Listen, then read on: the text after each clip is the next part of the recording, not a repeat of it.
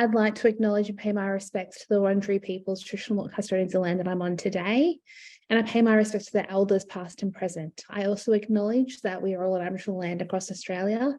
Sovereignty was never ceded, it always was and always will be Aboriginal land.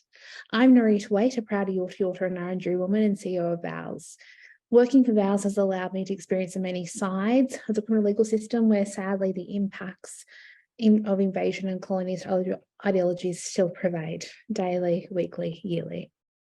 In 1991, the Royal Commission of Aboriginal in Custody recommended that prison healthcare be of an equivalent standard to that available to the general public and should be accessible and appropriate to Aboriginal prisoners. But since then, we've seen over 520 Aboriginal deaths in custody. This can only mean a complete lack of action implementing those recommendations and an ignorance of health and well-being of our people.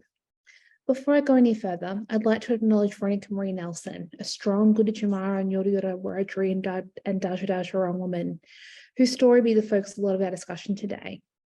We pay our deepest respect to Veronica's family, in particular Aunty Donna Nelson, and of course Uncle Percy Lovett, whose relentless advocacy during the coronal inquest into Veronica's passing has led to statewide awareness of the inhumane treatment Veronica received and sparked discussion within Parliament about important legislative changes. In January 2020, Veronica Nelson passed away in her cell at the Dame Phyllis Frost Centre Prison, Victoria's main women's prison, after days and days of crying out for help. During the 36 hours she spent at DPFC, she pressed into combat buzzer in her cell at least 49 times to ask for help and tell staff about her symptoms. Sadly, she passed away alone in her prison cell. Earlier this year, the coroner was incredibly critical of the standard of prison healthcare and found that poor quality of healthcare contributed to Veronica's passing. The coroner also criticised the lack of culturally safe or appropriate care in prison. This led to the Victorian government announcing that healthcare in Dame Phyllis Frost Centre will soon be delivered by public healthcare providers. This is excellent news. But we also need public healthcare in all of Victoria's prisons. This shouldn't just be limited to Dame Phyllis Frost. And we need Aboriginal organisations delivering care for Aboriginal people in prison if we are to stem the cycle of Aboriginal death in custody. Today, we're incredibly lucky to be joined by an amazing panel of Aboriginal women, experts in the area of Aboriginal health and prison and police accountability, to talk more about these issues and how we can implement them. Now, quickly, just a content warning. We'll be discussing issues that will potentially include references to Aboriginal Strait Islander people of disease, self-harm, trauma, violence, abuse, and racism. If any part of our discussion raises issues or concerns for you, please call Yarning Safe and Strong if you're Aboriginal Strait Islander, as that's a service run by the Victorian Aboriginal Health Service, and you can call them on 1800 959 563. And anyone else, please call Lifeline on 13 11 14. Now, I'd like to welcome Sarah Schwartz and Megan Williams virtually. This is a pre-recorded discussion between these two incredible women whose expertise played a vital role in the fight for justice during the coronal inquest into Veronica passing, and Sarah Schwartz's continued work in our coronial practice. Good afternoon, everyone. My name is Sarah Schwartz. I'm a principal lawyer of the Wirraway practice at the Victorian Aboriginal Legal Service. I want to start by acknowledging country. I'm zooming in from the lands of the Wurundjeri people where I live and work. I want to pay respect to the Aboriginal elders of the land on which I'm zooming in from, to all Aboriginal people on the call, and just pay respect to all the Aboriginal people that I work with, and in particular, the families of Aboriginal people who've passed away in custody, who've really been leading the fight to end deaths in custody. Yuridumarang, g'day everyone. I'm Megan Williams. I'm Wiradjuri through my dad's family, and that Williams surname from northeast Wiradjuri country. And I acknowledge I'm on the lands of the Darug people, and I pay my respects to their elders of the past and elders of the present, and all you mob out listening, and to VALS as well. And I'm from UTS in the Faculty of Health there, and also from Ulang, my own evaluation company, and have had a long history of working on issues about health service access among Aboriginal people in prison, and also deaths in custody issues. And like to take this opportunity to remember Veronica Nelson is someone who worked on the coronial inquest into her death in Dame Phyllis Frost Centre, and bring her into our minds and hearts as a Gunditj Mara Jaja Warang Wiradjuri and Yorta Yorta woman, beautiful woman. And think of you, Aunty Donna Nelson, and do this work for you, and bring to mind Uncle Percy and his presence and advocacy as well. Thanks, Megan. Yeah, as Megan said, we were both privileged to work in different capacities. In the coronial inquest into Veronica's passing, I've been really privileged to work with Uncle Percy Lovett, Veronica's partner, and Megan Williams provided expert evidence in the inquest in relation to prison healthcare, culturally appropriate healthcare. Megan, what does cultural safety mean in the context of prison healthcare? Cultural safety cannot occur without clinical safety, and clinical safety cannot occur without cultural safety. And my colleagues and I tend to follow the Australian Health Practitioner Regulation Agency's cultural safety definition, and they say that culturally safe practice is the ongoing critical reflection of health practitioner knowledge, skills, attitudes, their behaviour, and their understanding of power differentials. We didn't see any of those elements in that so-called care for Veronica. That word cultural confuses a lot of people, and they think that they have to provide Aboriginal culture so that Aboriginal people are safe. You know, in the inquest, the coroner made several findings that the care wasn't equivalent to community health care, and that was causally related to Veronica's passing. I'd love to get your views on the importance of breaking down prison walls, what it means for people in prison as to be part of the general community and having that access to the same community healthcare providers that exist in the broader community. Because currently, I think we see in all states and territories, you know, healthcare often being run by the Department of Justice, often being run by the corrections body that is responsible for punishment. Yeah, that notion of equivalence of care, it's really clearly stated in the UN Nelson Mandela rules that prisoners, which we don't use that statement anyway, prisoners should enjoy the same standards of healthcare available in the community and have access to the necessary healthcare services free of charge without discrimination. It's so important, something that Veronica's family pushed for in the inquest, for the importance of Aboriginal community-controlled health organisations to be providing health services in prison. I know that, Megan, you spoke in the inquest really beautifully about the cultural isolation for Aboriginal people in prison and how that relates to healthcare.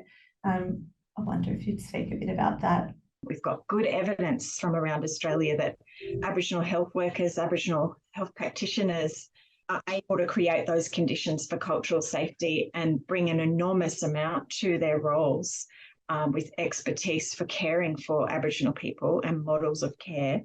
But we don't see sort of nationally or any state-based strategies that, like the UN says, respect that experience of Indigenous peoples. Prisons should already be seen as part of the community. They are part of the community. We've got to really watch our language around going into prison or behind the prison walls or behind bars. You know, we've got to really take ownership that we as taxpayers consciously fund these places of punitivity with great risk for death.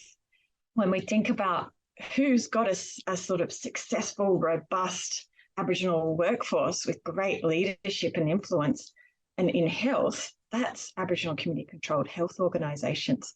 Why we do not want them to be delivering the care, it's beyond me. The Royal Commission recommendations clearly stated where Aboriginal people are overrepresented in a prison, if there's a local Aboriginal Health Service or Aboriginal Medical Services, they were then called, they should be providing the care.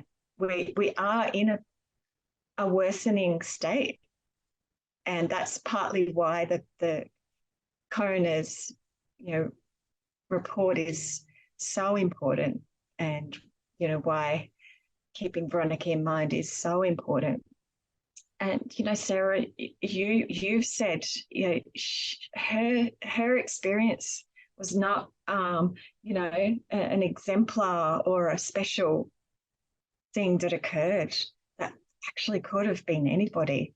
What we saw, and in all those reports that I kind of forensically went through all the government policies, all the organisational policies to see what's in here that could provide safety for an Aboriginal person who's well or unwell.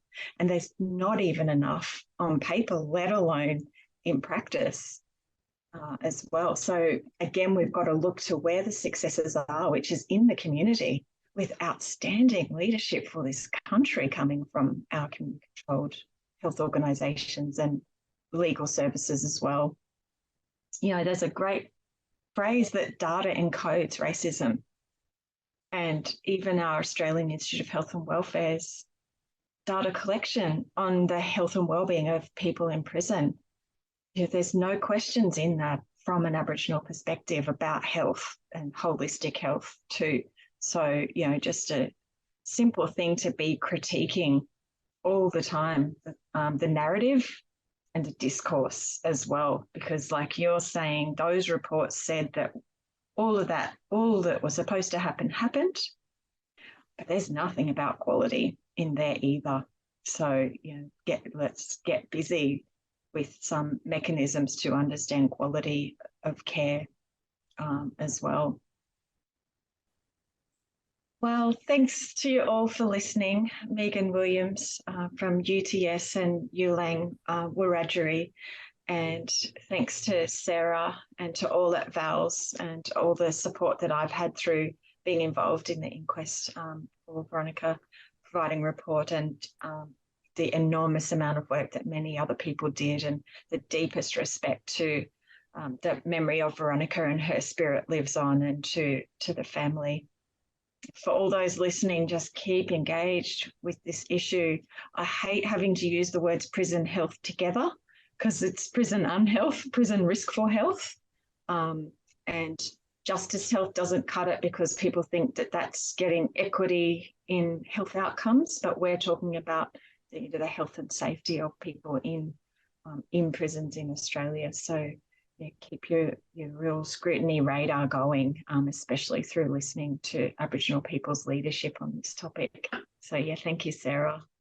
No, thank you so much, Megan. Thank you so much for speaking with us and for all of your amazing work to support Veronica's family in the inquest, and your expert evidence, which the coroner referenced in the inquest, and which I think will hopefully lead to some significant changes. Yeah, as Megan said, prisons are unsafe places, they're unhealthy places.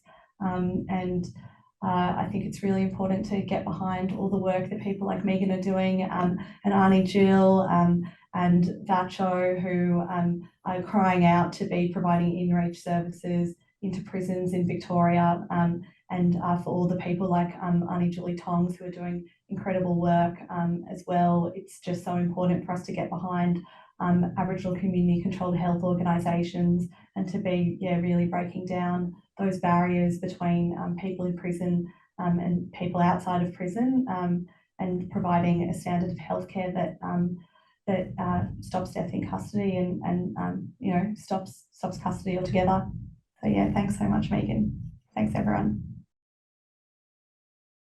Annie Jill, Megan Williams spoke about cultural safety and cultural competency in prison healthcare.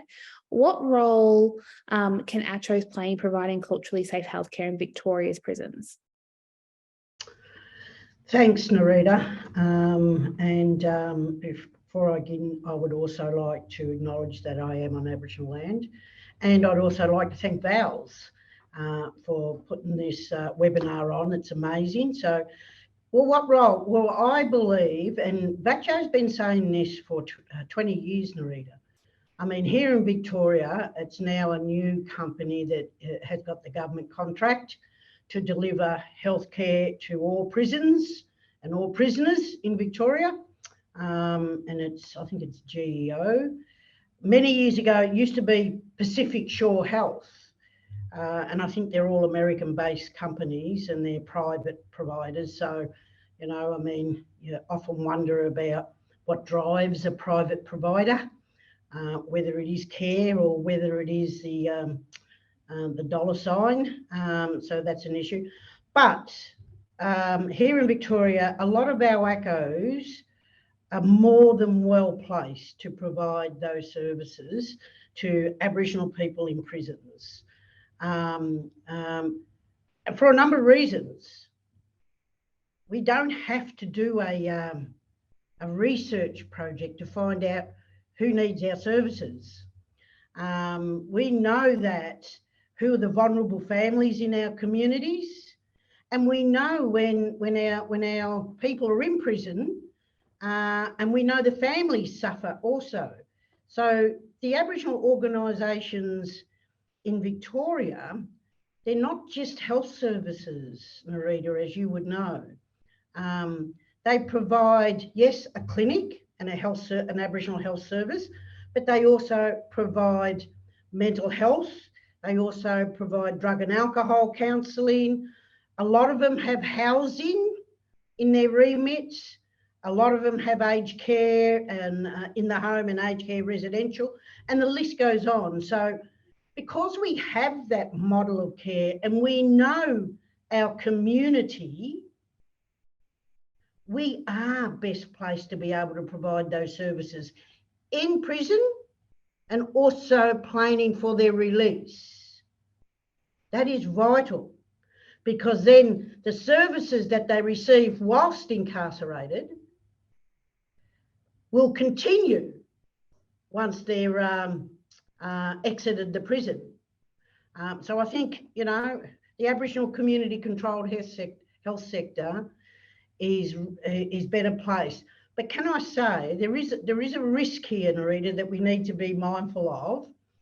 Back when Pacific Shore Health had the private gig here in Victoria all those years ago, they contacted VATCHO and they asked VATCHO whether our services would provide these services alongside their service model or integrated into their service model. And I said, of course, our services would be happy to explore what that would look like and what that would cost. But then the Pacific Shore Health said, oh, no, we got no money. We got no funding for this.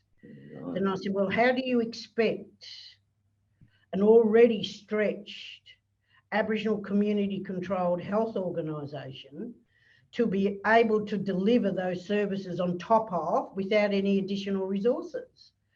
And it's always been well known we are best placed to do that. So, and that not only because we know our community and we know the people that are actually in prison, we know their families, but it's because our services, you've got culture embedded throughout. So culture, and Julie's nodding and Julie would support this, culture is a very important protective factor in delivering health services. No private provider can do that or even understand that.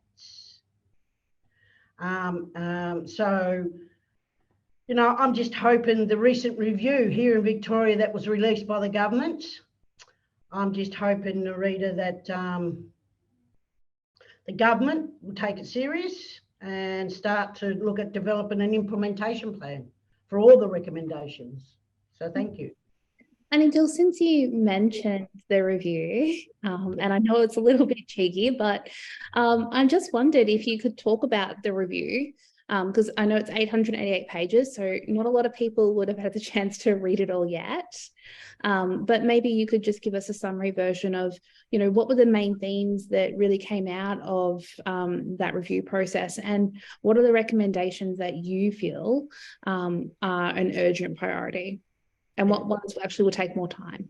Yeah, I wish I could remember all that, but basically, to just for those people who don't know, but I personally have been involved in the past, I don't know, 18 months has it been? 18 months, 2 years, in the state government commissioned a review into the culture of adult correctional services. So we just need to put that So for the past 18 months, we've been going into prisons, talking to Aboriginal prisoners, talking to all prisoners, talking to staff and a whole raft of things. So, but I won't go too much about the history there.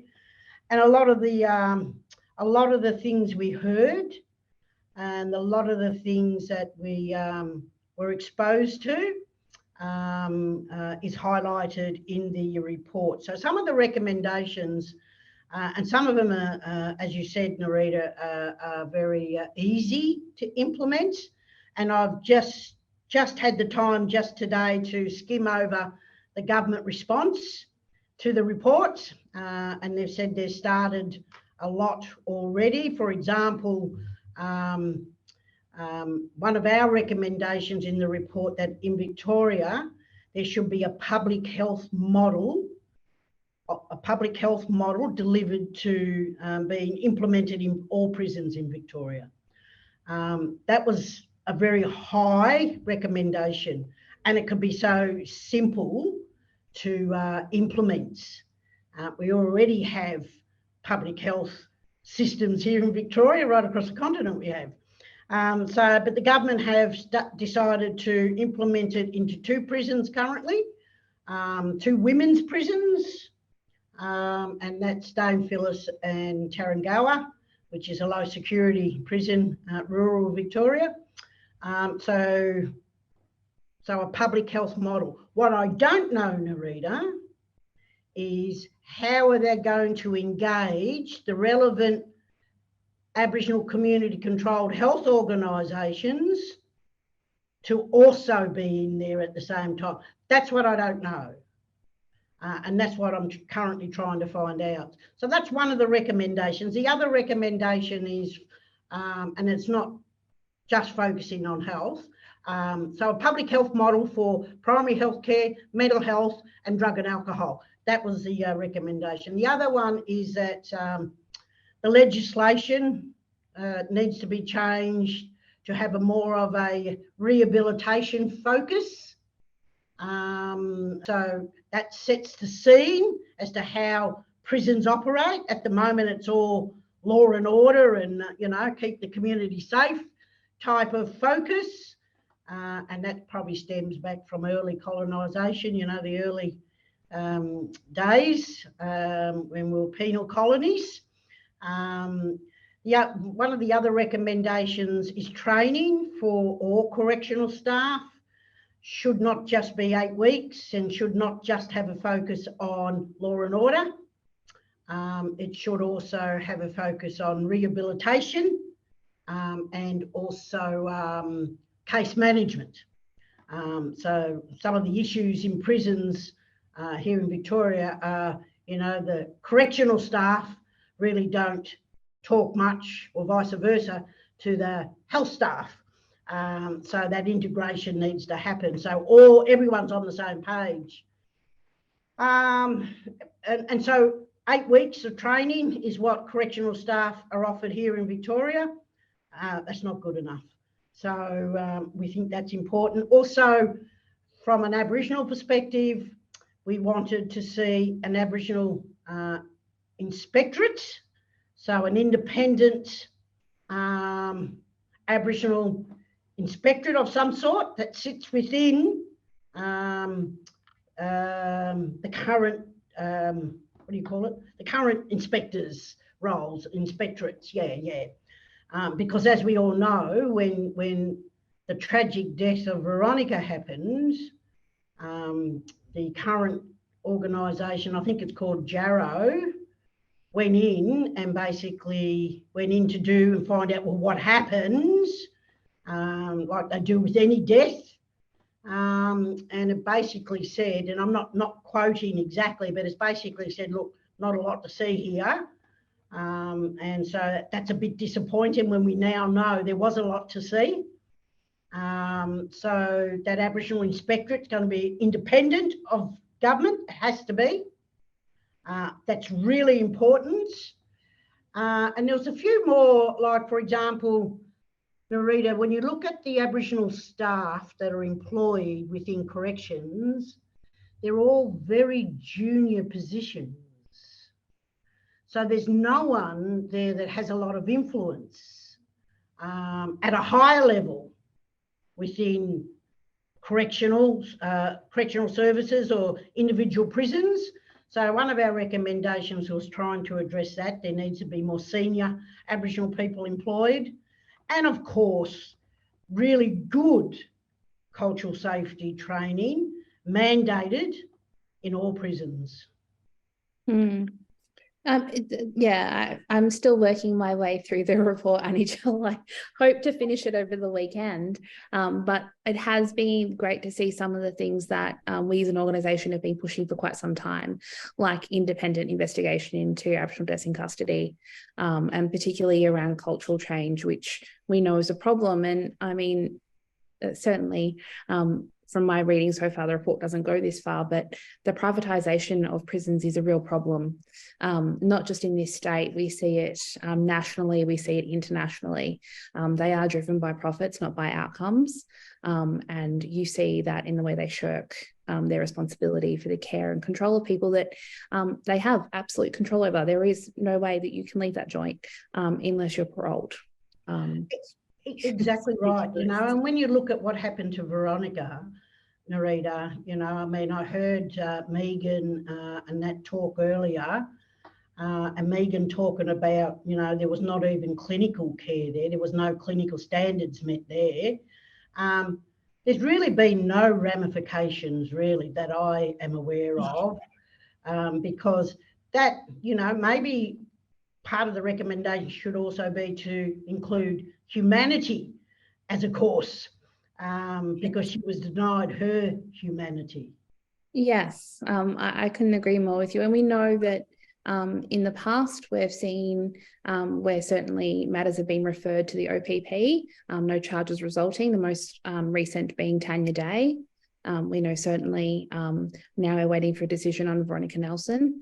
And as we speak, you know, the inquest into the death of Michael Suckling is going on, and that also concerns prison health, as well as other elements of prison operations. And we've got many more to come this year, and that's a sad fact. And a lot of the time, you know, there's a lot of discussion around, you know, culturally safe healthcare provision. And from a service perspective, Julie, I'm wondering if you can expand on what that actually is. What is culturally safe healthcare? How do you deliver it? And what are some of the outcomes that you see? Well, thank you. I'd also like to acknowledge that I'm on Aboriginal land. Thank VALS for giving me the opportunity to speak today, and also acknowledge Jill Gallagher, a friend of mine. So, can I just say it's a challenging environment, and it is about holistic, comprehensive primary health care and continuity of care. We have very good systems in place here at Woononga, and so we use a system called Communicare. So regardless of whether the doctor or the nurses are in the prison or not, if they're an existing client of Woononga, they can look on the system and see, you know, what health issues, whether they've got any allergies, and, you know, so we don't have to go over old ground all the time.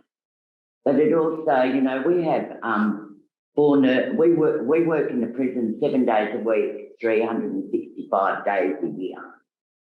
And my nurses start at 6:30 in the morning and they finish at 8:30 at night.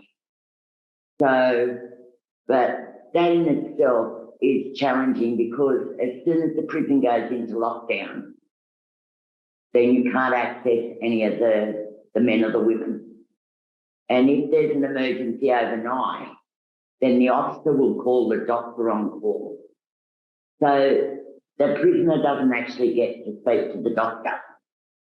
So the message is relayed by an officer, which to me is really risky. But we also have doctors that go out 3 afternoons a week, as well as a nurse practitioner 1 afternoon a week. We have an Aboriginal support, cultural support worker based in the prison with the nurses. to provide, because the majority of our clinical staff, or all of our clinical staff, aren't Aboriginal. So they need support as well. So we have an Aboriginal cultural support worker based in the prison with the nurses, but also to provide support to the Aboriginal men and women who are in prison, and they can start their case management plan, and then they can refer it back into Wonanga to the social health team. And if there's any follow-up work on the outside, then the Wonanga social health team can follow up. We also have a forensic psychologist that runs programs in the prison. So DBT and RUSH program, and, you know, getting preparing the men and women for the exit out of the prison back into the community. We have justice reinvestment workers that go in, because some of the men that are about to be released are, we actually then support them through the justice reinvestment program here at Wonanga. So we also have access to, you know, audiology, psychology, a psychiatrist, but it's a challenging environment, and we can't afford to have doctors there every day, because the prison goes into lockdown. When the prison goes into lockdown, we're lucky if the nurses can do their rounds to actually provide the medication. It's a very punitive environment, and it is about power and control. And our intention when we went into ANC was not to be divisive, but to be able to provide the care that we provide on the outside to the men and women on the inside. But it has become divisive. And the fact that Wonanga stands alone in there, like we are autonomous, because we had a death in custody, and after that, and it was a young Aboriginal man, after that coronial inquest, I said, under no way are we going to be integrated. We're going to stand alone. We want to be autonomous, because I'm not prepared to share their risk. So we have justice health services, and that's challenging in itself, because I feel like they think it's competition, but it's not a competition. It's about us providing the right healthcare at the right time to our men and women who are incarcerated. And, you know, it's difficult. We could do a lot more. We could do a lot more, but we get a lot of pushback. So we've been in there now since 2018. We had, like, you know, with COVID. So everybody, them men and women become very isolated. There was a lot of lockdown, you know, and it was very, very challenging. And, you know, we're not just working with, you know, their health and well-being, but also there's other factors like child protection, probation and parole, you know, police brutality and all of those things. And, you know, it's a challenging environment, and I think that, you know, VACCHO and the Victorian Aboriginal Community Controlled Health Services have an opportunity, if they can negotiate with the government, and that there are some clear KPIs or targets or whatever around what they're going to deliver, and the capacity to be able to, or the capability to be able to deliver it without any hindrance. So, yeah, it's a challenging environment, but we love doing it. I've got nurses. We're able to retain staff. One of the biggest issues is racism, you know, not just from the officers, but also from other detainees. it's not a healthy environment. And we talk about healthy prison reports. Well, it's definitely not a healthy prison. They're bored, there's no industry, they've got nothing to do. They're locked down 18 hours a day. And, it's creating more violence. I mean, and it makes you wonder though, Julie, why when there are, other models developed that don't look at incarceration as a solution, but rather look at healing and development as the way forward. I mean, in WA at the moment, Fish are developing this site as an alternative prison where the buildings are, ensconced in Mother Earth.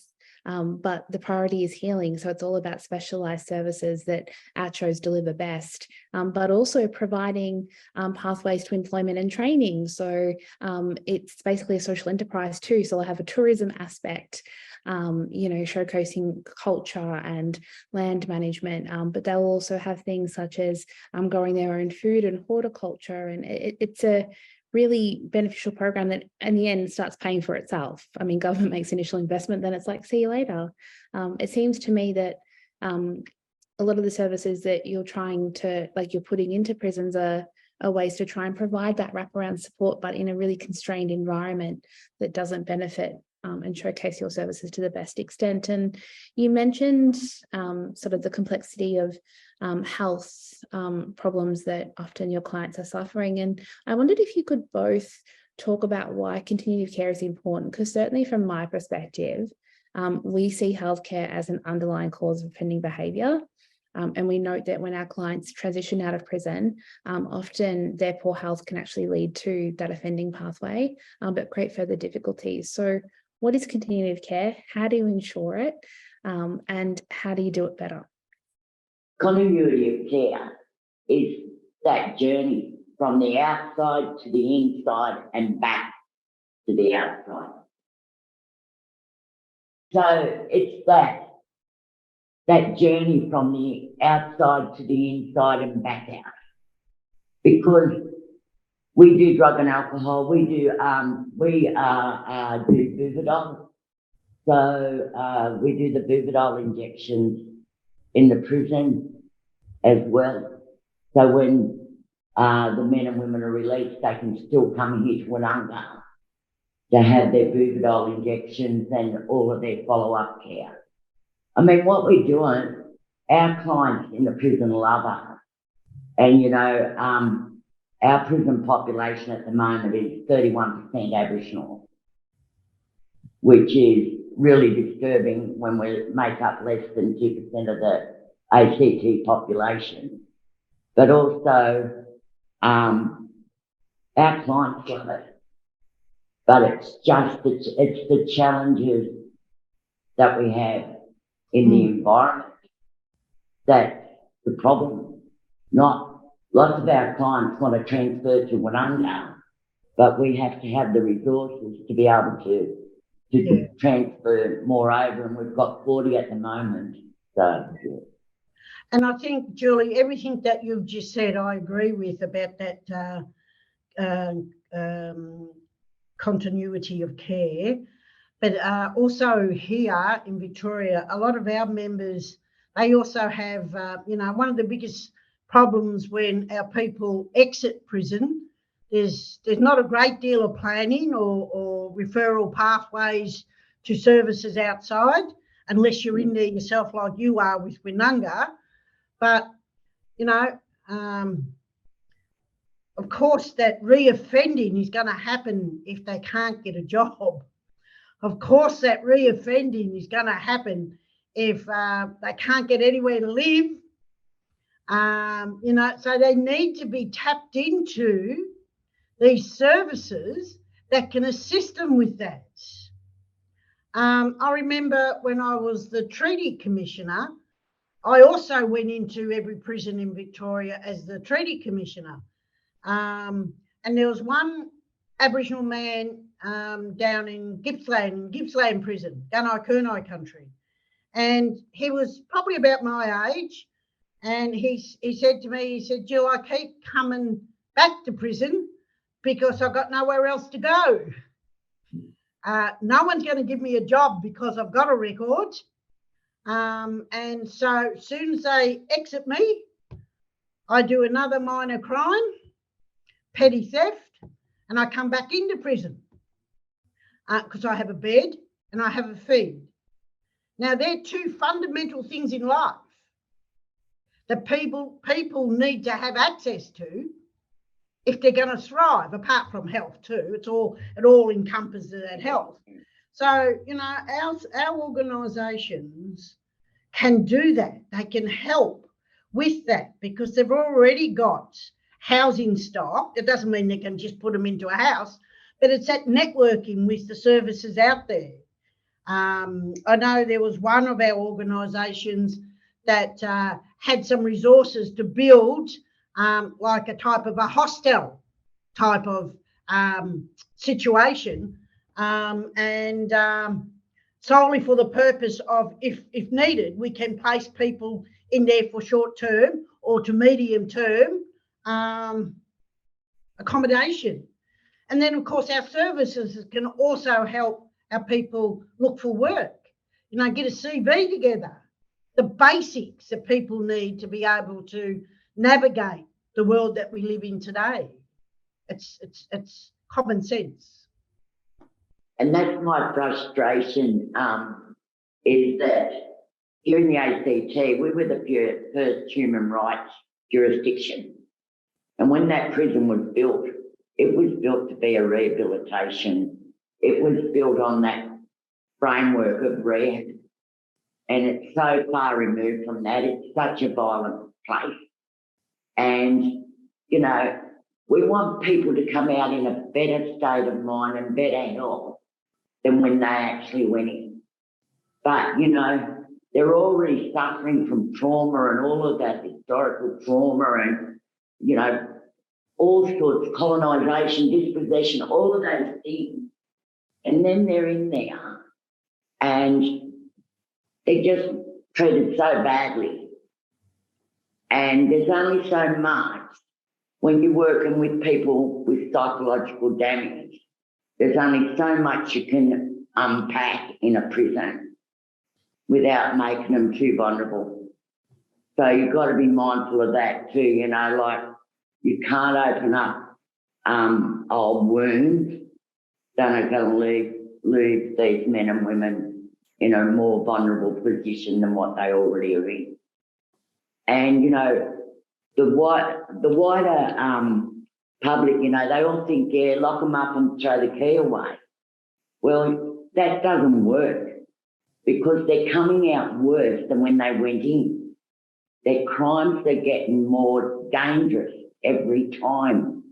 And until we start to address what's going on in these prisons, stop them from being punitive, because the punishment is to take them off the street, not to keep punishing. And unless we change that mindset, we're never going to change anything. It's just going to become more violent. Yeah. I couldn't agree with you more, Julie. We need to stop locking away our problems. Often we punish those who find themselves in an unfortunate position because we don't deliver services effectively or the required responses. And that for me is horrific and unfair. I just want to move to some of the questions now. So one of the questions is just around the two-site pilot that you mentioned, Annie Jill. They just want to know when is that scheduled to commence, and what can ACOs do to ensure their workforce is ready to take on the responsibility of delivering these services into prisons? Okay. I'm not sure whether government would call them pilots, by the way. That's my language. But the two sites that have now transitioned to a public health model, which is Tarrangara and Dame Phyllis. Dame Phyllis, thank you, Dame Phyllis. I had a blank then, a mental blank. Dame Phyllis. So they're, as far as I'm aware, those two sites are not in the current government contract with GEO. So as far as I'm aware, they currently have a contract with, is it Barwon Health? Yes. For Dame Phyllis. I just can't remember the other one for Tarrangara. But what so they're going to be they are a public health model, and I'm assuming, and this is where we need to probably, if any of the department are listening, they might be able to clarify for us, Nerita. But I'm assuming that includes mental health and drug and alcohol, not just primary health. Yeah. Okay, so that's really important. Really important, because when we did the review, it wasn't just primary health that we got issues with. It was mental health also, and access to drug and alcohol services. So I'm assuming that's what they've done, but as I said, I don't know. They haven't sort of kept the review panel informed. But as the CEO of VATCHO, I'm just about to embark on writing a letter to the bureaucracy, the Department of Justice here in Victoria, to see whether we can get a written update on where we're at with those two sites. I was aware, Nerita, that with Barwon Health, there were discussions with Watherong Co-op to see how they can, and Julie, I take note with your model. You are a standalone model, because you didn't, correct me if I'm wrong, but you are a standalone model. You're not integrated into the mainstream model, because there was a risk there that you spoke to me about months ago, that if you're integrated with the mainstream model, because we do it differently, as you know, we wanted to be able to deliver our model of service, not mainstream model of service. So that's a really important point.